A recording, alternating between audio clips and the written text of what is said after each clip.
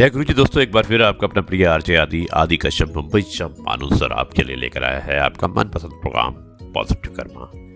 Episode number 755, जगह मुंबई। दोस्तों, रविवार का दिन है और आप अपने परिवार के साथ इस रविवार को मना रहे होंगे। कुछ लोग उठ चुके होंगे और कुछ उठने की तैयारी कर रहे होंगे। यह है आपका अपना प्रिय आरजे आदि आदि कश्यप मुंबई मानुस। आज दोस्तों मैं आपको दो लोगों के बारे में बताना चाहता हूं जिन्होंने मुझे कुछ भेजा है। एक है शारदा अग्रवाल जो मुंबई में रहती हैं। उन्होंने बहुत ही बढ़िया मेरे को कुछ लेख भेजा है जिसका शीर्षक है आज के दौर की सच्चाई, और मुझे उम्मीद है कि ये आपको पसंद आएगा। और दूसरी है नीलम गुप्ता, उन्होंने भी मुझे कुछ भेजा है। आज के कार्यक्रम में मैं इन्हीं दोनों को शामिल करने वाला हूँ। शुरुआत करता हूँ शारदा अग्रवाल के लेख जिसका शीर्षक है आज के दौर की सच्चाई। शारदा लिखती हैं कि बच्चे माँ बाप को छोड़कर दूसरे देश जा रहे हैं, पति पत्नी को छोड़कर दूसरे शहर जा रहा है, पत्नी नौकरी के लिए पति से दूर जा रही है और भाई से दूर जा रहा है। क्यों कमाना चाहते हैं हम वो धन जो हमें उनसे दूर कर दे जिनके साथ रहने में हमारी खुशी है। इस तरक्की ने परिवार तोड़ दिए हैं। बचता क्या है अंत में? थोड़ी फिक्स डिपॉजिट, बीमे की राशि, कोई प्लॉट या बैंक में थोड़ी बहुत राशि। और खोया क्या? वो लोग जिनके साथ हमें जीना था। और सबसे बुरा, बीमारी में अपनों का साथ और मरने पर अपनों का कद्दा भी नसीब नहीं होता। थोड़ा कमाओ पर जियो उनके साथ जिनके साथ जीना है। शारदा जी धन्यवाद, बहुत बढ़िया मैसेज था आपका। आपने बताया है कि अपनों का महत्व क्या होता है, अपनों के साथ रहने का महत्व क्या होता है।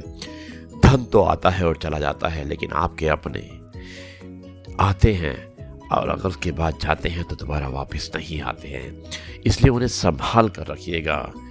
अपने हैं तो आप हैं, इसलिए अपनों का ख्याल रखिएगा और अपनों के साथ रहिएगा।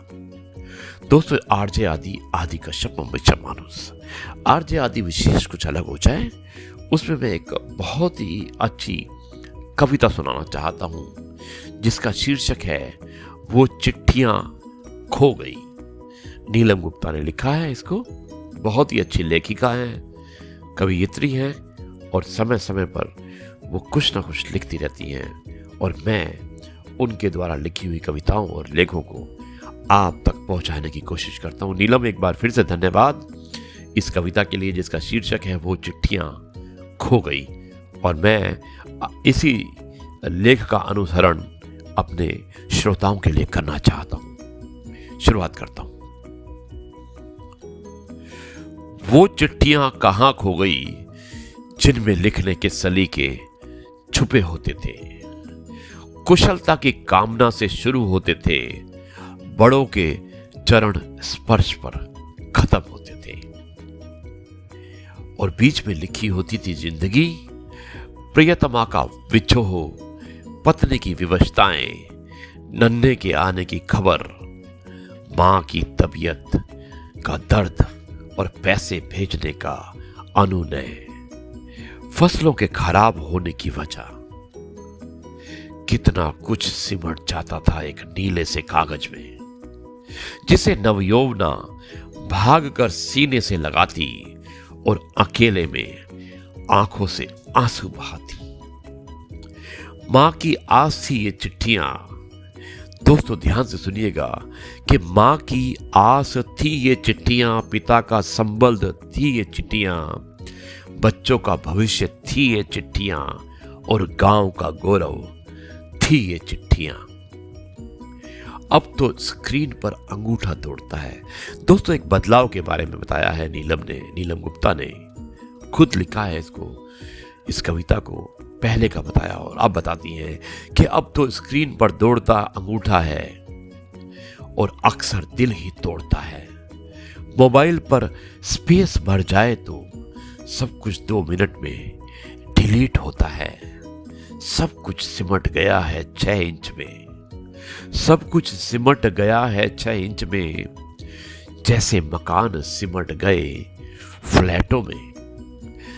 जज्बात सिमट गए मैसेजों में और चूल्हे सिमट गए गैसों में।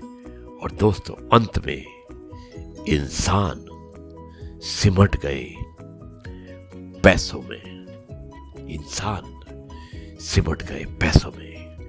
धन्यवाद नीलम गुप्ता, बहुत ही अच्छे ढंग से आपने कंपेयर किया है पुरानी चिट्ठियों का और आज के स्मार्ट मोबाइल फोन का, जो माध्यम थे एक दूसरे को कम्युनिकेट करने के लिए। जहां पहले दिल था, दिल से जुड़ते थे, और ये स्मार्टफोन दिल तोड़ने की बात करता है। दोस्तों बहुत ही बढ़िया कविता थी। धन्यवाद नीलम एक बार फिर से। यह है आपका अपना प्रिय आरजे आदि कश्यप मुंबई चमानुस, और आपके लिए लेकर आया आपका मनपसंद प्रोग्राम पॉजिटिव कर्मा। अब मैं इस कार्यक्रम को यहीं पर समाप्त करता हूं और कल एक बार फिर से मुलाकात करता हूं कुछ नई बातों के साथ। तब तक के लिए कहते हैं नमस्कार, जय हिंद, वंदे मातरम, भारत माता की जय, जय जवान जय किसान, जय गुरु जी, शुक्राना गुरु जी।